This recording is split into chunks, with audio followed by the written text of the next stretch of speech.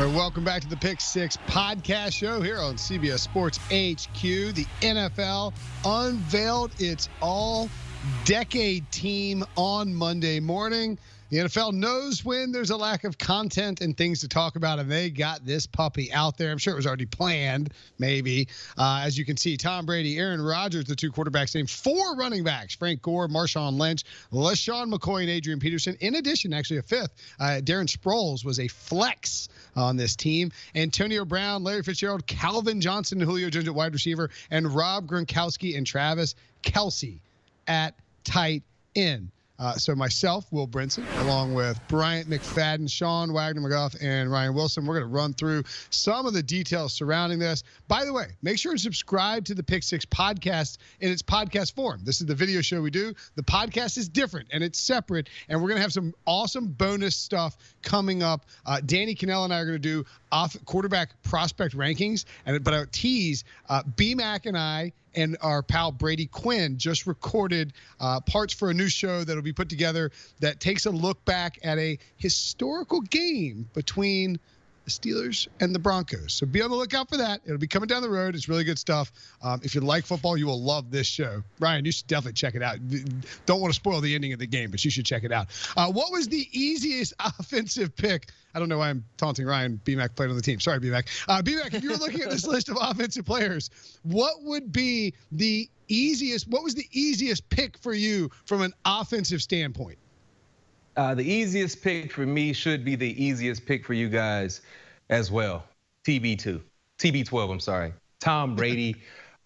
Making this list was clearly no other option when you talk about quarterback or starting this list off with a quarterback. Tom Brady has 6 Super Bowl titles. He actually won 3 in this decade. And for me, that's the easiest selection. I mean, looking at what he's done, not just throughout his career, but what he's done in the last decade has been nothing but spectacular. So the championships is one argument, but the consistency, the numbers, the playoff appearances, clearly Tom Brady was the easiest choice offensively for this team.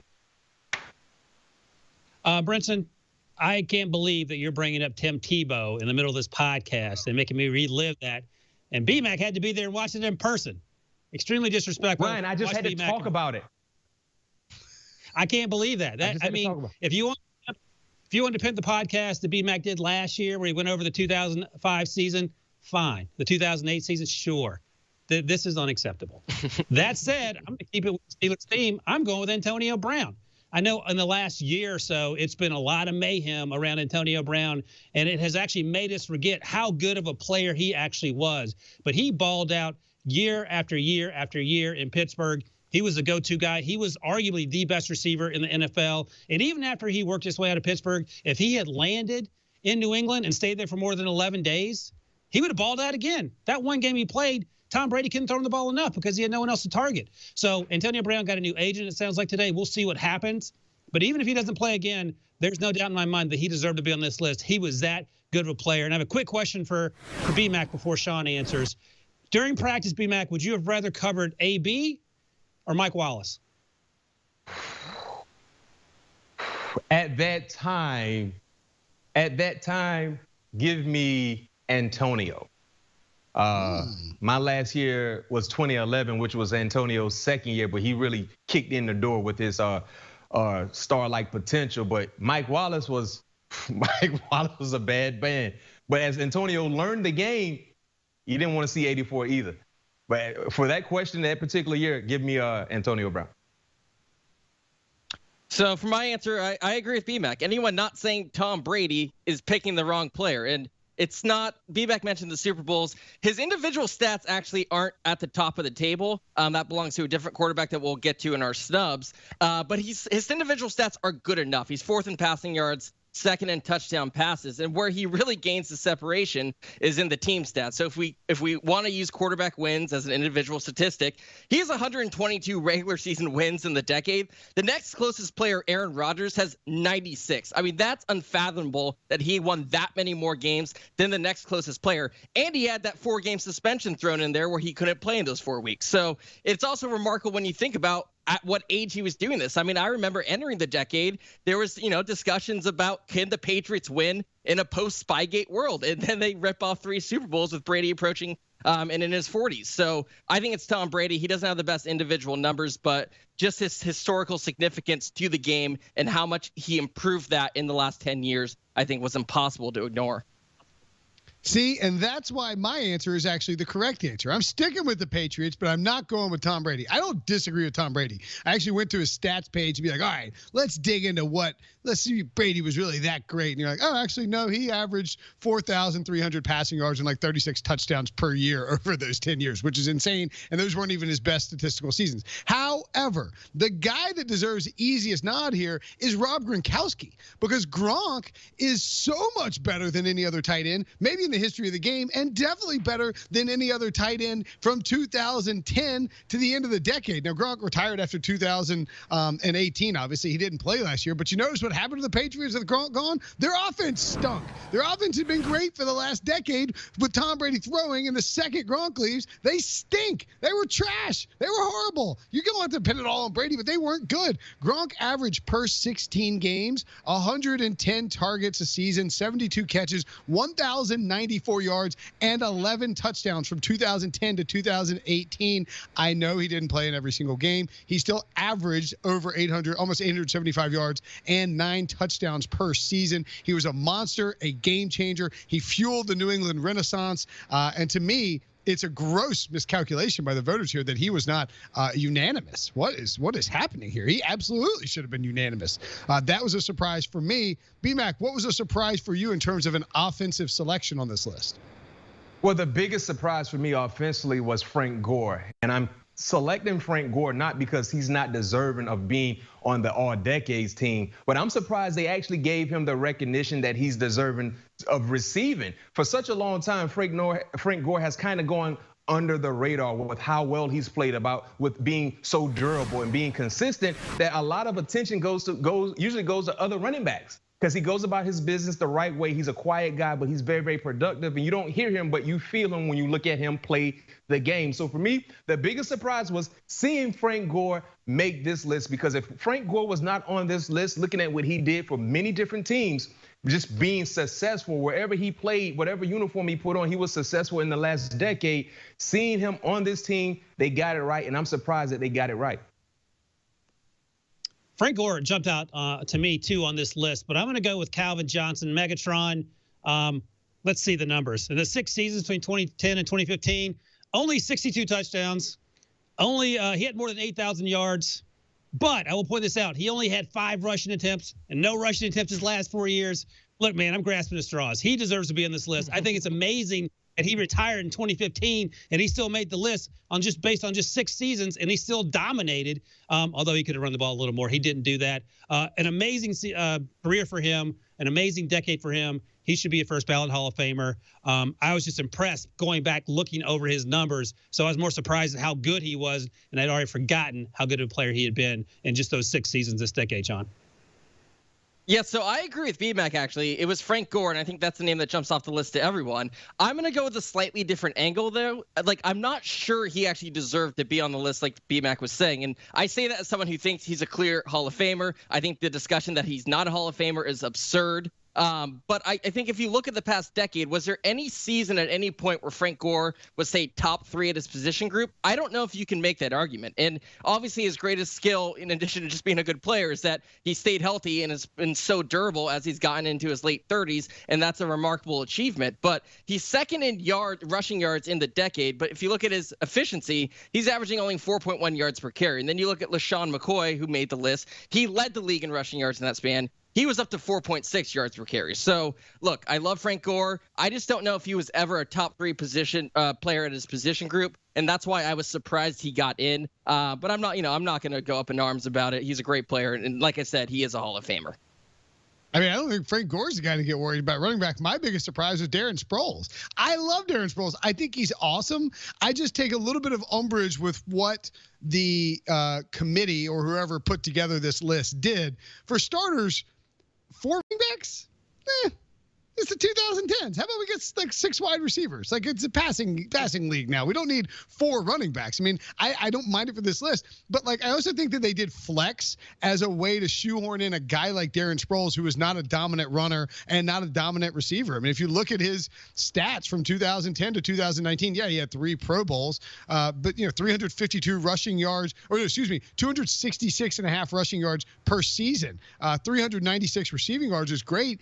And like, so he's a versatile guy, but you're just using flex as a synonym for versatile. I would have rather put AJ Green in there. Like, AJ Green was on a Hall of Fame track coming out of the gates in his career, and he slowed down with injury the last couple of years, but he's a dominant wide receiver. To me, he would be more worthwhile to have on this list than a guy like Darren Sproles, who, again, I really like Darren Sproles, but I would rather see like 2 running backs and then a bunch of receivers, because I think that's really more representative of the decade that we're talking about. In that same vein, BMAC, would you potentially have a wide receiver who got snubbed from this list? Thank you for that segue, Will. No question, there's a wide receiver that clearly should have been on this list, in my opinion. DeAndre Hopkins. The thing about Hop is that, yes, we know he's a prolific wide receiver. He's a consistent big-time playmaker. But early on in his career, before life with Deshaun Watson, I was basically throwing D-Hop the ball, and we were successful. You guys were throwing D-Hop the ball, and you were successful. That tells you what type of elite player he is, and he has the numbers to back up my argument. But outside of the known, which is the numbers, just look at the quarterback play before Deshaun Watson arrived there in Houston. D-Hop was always a go-to guy. Now, you look at the outstanding wide receivers that are currently on this list. I mean, yeah, you got some household names, you got some Hall of Fame-like names, but I believe DeAndre Hopkins should have been on this list. So the category is, in general, biggest offensive snubs. And I initially was going to go with Jason Witten, then I scrolled down to the bottom of the list, and I'm going with offensive masterminds who were snubbed. I'm going with Andy Reid. Bill Belichick's on this list. That's a no-brainer. Pete Carroll's on this list, and I get that. But Andy Reid has done more, I feel like, in terms of changing the way that people look at offensive football and taking football teams that maybe are mediocre offensively and making them into juggernauts. And I feel like he deserves to probably be on this list because of that. Is Pete Carroll a winning coach? Absolutely. Has he won Super Bowls? Yes. So has Andy Reid. In fact, I think Pete Carroll has one more regular season win last decade. A few more playoff wins. They've both been to the playoffs about the same number of times, same Super Bowl titles. But Pete Carroll is more of a cheerleader, and he does a great job at it, and no disrespect. Andy Reid is drawing up plays that are causing his teams to win football games and ultimately win the Super Bowl. Can our social team cut that clip of Ryan Wilson calling Pete Carroll a cheerleader and tag Pete Carroll? I think that would do well on social media. I'm going with the best statistical quarterback of the decade. It's Drew Brees. And this is kind of fitting for Drew Brees' career because he plays in an era with so many great quarterbacks. He always gets overlooked. He was first in completion percentage in the decade, first in yards, first in touchdowns, fourth in passer rating, only behind Patrick Mahomes, who only had a couple seasons, Lamar Jackson, who basically only had one season, and Aaron Rodgers. And Drew Brees' passer rating in the decade is basically identical to Aaron Rodgers. He's third in wins, and he only finished with one fewer win than Aaron Rodgers. Drew Brees is also still going strong. I don't think anyone's saying his game has slipped that much. Meanwhile, if you look at the discourse around Aaron Rodgers' recent years, there is an argument to be made that his play has slipped and he's merely a good quarterback now and no longer a great quarterback. Drew Brees was in the MVP conversation as recently as 2 seasons ago. So I think it's Drew Brees. I don't think you can take Brady off the list because of the Super Bowls, but I would have absolutely had put Drew Brees over Aaron Rodgers. Yeah, I think Brees is the answer for the biggest snub by far. And if Des Bryant came back this week to watch, hi, Des, I'm sorry about the Jason Witten thing. It wasn't supposed to be that mean. I was just saying that, like with Amari Cooper and Michael Gallup, it would have been tough to get a lot of balls, maybe more like 51 targets and 35 catches, a la Jason Witten last year. No. Okay. I'm sorry, Des, you caught it. Anyway, my biggest snub would be Andrew Whitworth. I think he fitting for his career as well. That he played so well for Cincinnati for so long. As soon as he leaves, they fall off the cliff. Andy Dalton, can't do what he did when Whitworth was there as his personal pass protector. And then you see Whitworth jump to the Rams, where he helps to take them to a Super Bowl. He's been dominant in a late career surge into publicity, where he's sort of been more well received as the all-around fantastic tackle that he is and fantastic offensive lineman. So I would put Whitworth on there. But I did, I only picked Whitworth, just like, Brian only picked Andy Reid because Sean jumped to the Google Doc first and added Drew Brees before we could do it. We will have some defensive snubs as well. Find out who Sean picked and who we had to pick. No, I'm just kidding. Coming up after the break, we'll talk defense, the all-decade team. We got our defensive back here, Bryant McFadden, two-time Super Bowl champ. And stick with us on the Pick Six Podcast here on CBS Sports HQ. Welcome back to the Pick Six Podcast show here on CBS Sports HQ. We just broke down the offensive all-decade team. Now it's time to take a look at the guys who made it on the defensive side of the ball. 3 defensive linemen: Calais Campbell, the oft-underrated Calais Campbell, by the way, J.J. Watt, Justin James, Aaron Donald, Ndamukong Suh as well. 4 guys, excuse me. And then at linebacker, Luke Kuechly, Khalil Mack, and Von Miller. 2 cornerbacks, Patrick Peterson, Richard Sherman, Eric Berry, and Earl Thomas at safety. And then Chris Harris and Tyrann Mathieu were listed as defensive backs. So those are the guys who made it on the defensive side of the ball. When we start to sort of look at these guys and why they would have made it, it's not hard to pick out a lot of these guys and say, man, they really defined this decade defensively for a while. BMAC, is a former defensive player yourself, who was your easiest selection for this group of guys? Number 99 in your playbook, number 1 in your heart, J.J. Watt. I mean, what? 3 Defensive Player of the Year awards in his first 5 seasons, all of course in a decade. The way he kicked down the door early in his career and was able to sustain that high level of play. Of course, the injuries kind of surfaced, but yet and still a very, very dominating player. Just the awards alone for me makes J.J. Watt the easiest selection on this defense. I mean, doing something that you may never see happen in professional sports and being able to do it in a time where most teams were fighting or trying to find a way to neutralize and stop him, but yet and still he was so forceful and just being able to just take over ball games. So for me, he's J.J. Watt. I'm with BMAC. Justin James Watt. I had to look that up, but that's that's what the initials stand for. I didn't know that. Watt. And yeah, there you go. I was going to go with Jesse James, but it's Justin James. Either way, he is dominating, and you know who he is. And just think about this. If he wasn't injured, how much better he would be. And there was no doubt that he was going to be in this list regardless. I'm happy that he's healthy, and it looks like he's going to be able to play again at J.J. Watt full strength. And I'll point this out as well. He is so good that his brothers are awesome football players too. T.J. Watt had a real argument last year for a defensive MVP with the Steelers. They just signed Derek Watt, who's a fullback and special teams player. So there's just not just J.J. Watt. The entire family is incredibly athletic. And this was a no-brainer for me. It made a ton of sense, and it would have been an outrage, Sean, if he had not been on this list.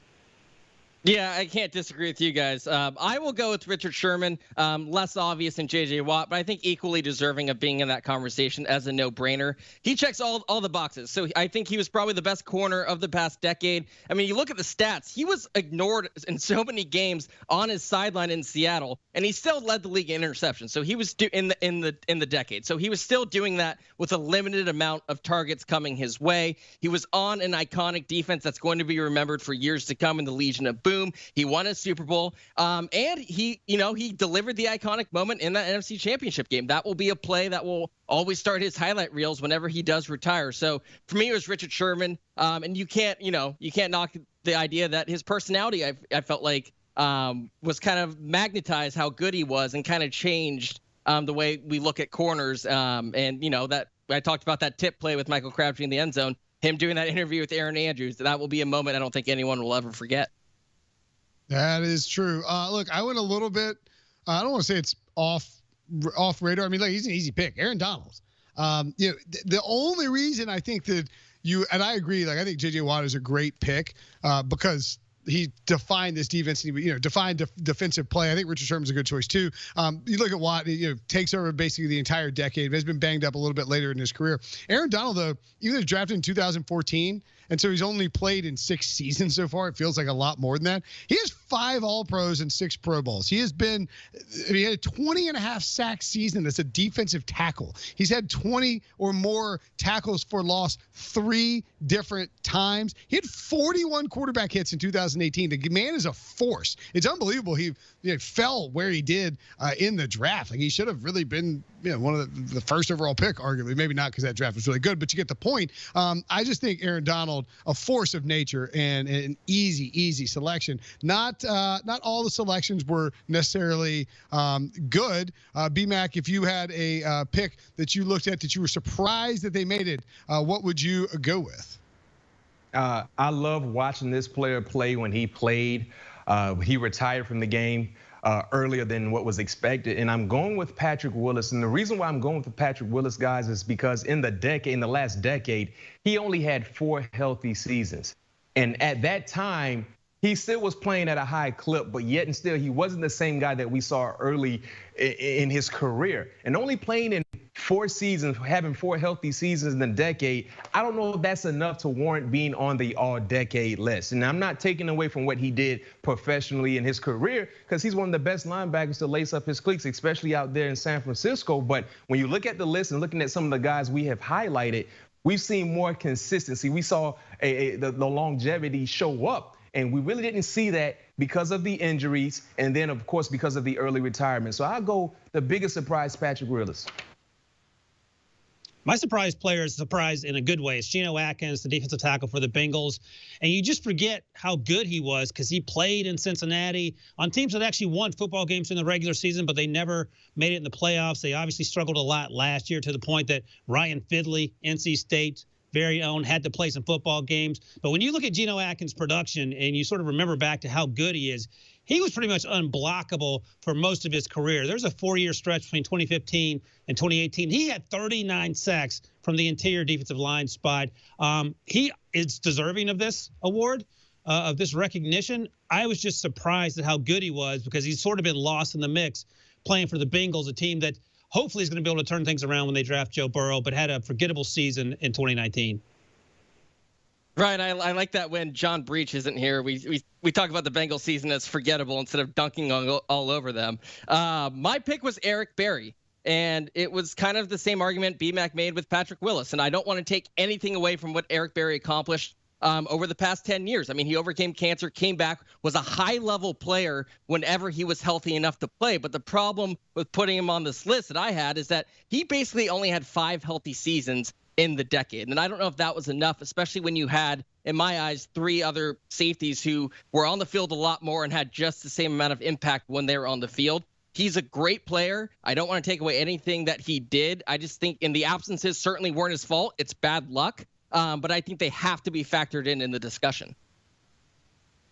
I think that's a great call. You know what? As BMAC was about to go with Patrick Willis, because we looked at the minute, I was like, was Patrick Willis actually on the all-decade list? I was like, I didn't realize he made it. What is happening here? I mean, like, I love Patrick Willis. I think he's a great player. But gosh, I mean, you look at sort of the way that he made it on there. I was a little surprised by that. Some other guys that we didn't have room for on that list, by the way, Cameron Jordan, defensive end, Julius Peppers, defensive end, Geno Atkins, Fletcher Cox, let's see, Chandler Jones, Luke Kuechly, we had Khalil Mack, Von Miller, Bobby Wagner, Pat P., Earl Thomas, Eric Weddle. We mentioned those guys. And by surprise, Chris Harris. Again, like Ryan, a surprise in a good way. Chris Harris is awesome. Chris Harris is a great player. He's incredible out of the slot. He moved. He can play anywhere. He's a versatile cornerback.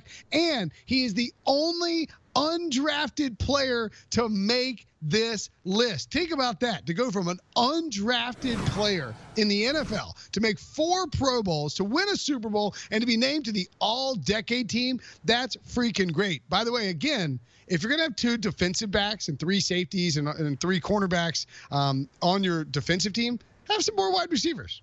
That's all I'm saying. Maybe you could have some more wide receivers. All right, give me a snub, BMAC, somebody who should have made this list. I was surprised this player didn't make the list. We were just talking about, Will, you were just highlighting the defensive backs and Chris Harris. What about Joe Hayden, right? Came into the league 2010, kicked down the doors, played for a bad organization, but yet and still as an individual, he put up hot tape week in and week out, dealt with some injuries, and then just basically revitalized his career in Pittsburgh. The last few seasons in Pittsburgh, Joe Hayden has been spectacular. He's been playing at a high clip. He's been putting up outstanding numbers as well, and he's been healthy. So looking at the longevity that Joe Hayden has been able to display, looking at how important he's been to defenses, especially most recently being a part of a better organization, you don't have Joe Hayden on this list, something is wrong. I'm going with Cameron Wake. You sort of forget, but the first 2 years, he played in the CFL. So he didn't come into the NFL until he was 27 years old. He came in, played with the Dolphins, dominated, had double-digit sacks 5 times from 2010 to 2017. He's second all-time in sacks in Miami Dolphins history behind some guy named Jason Taylor, who actually is a really, really good football player. I was sort of surprised that he was left off this list, especially that he did so much later in his career, starting as an NFL rookie when he was 27. Yeah, so I mentioned that there were 3 safeties I thought that could have been put on the list over Eric Berry. I'll go with one of them, Malcolm Jenkins. I mean, he, in terms of durability, was the opposite of Eric Berry. He played in 153 of 160 possible games, 4th in approximate value among safeties in the decade. And, of course, he was the leader on that Eagles Super Bowl team. So I thought Malcolm Jenkins very well could have been the safety to take Eric Berry's place on the list. And I think you could also argue that Devin McCourty could be the safety to take it on the list as well. Another first round pick by Bill Belichick, 27th overall in the 2010 NFL draft. He sort of has been the backbone of this defense for the New England Patriots over the last decade as they've made Super Bowl run after Super Bowl run. And really a snub there. I think an underrated player for his entire career because of where he plays and what position he plays and who he plays for. And underrated, got snubbed here as well. 2-time Pro Bowler, 3-time Super Bowl champ. Want a sports network that delivers everything that matters about the game? The highlights, the picks, the instant analysis. No yelling, no fake debates, no politics. Hit the subscribe button and never miss a moment.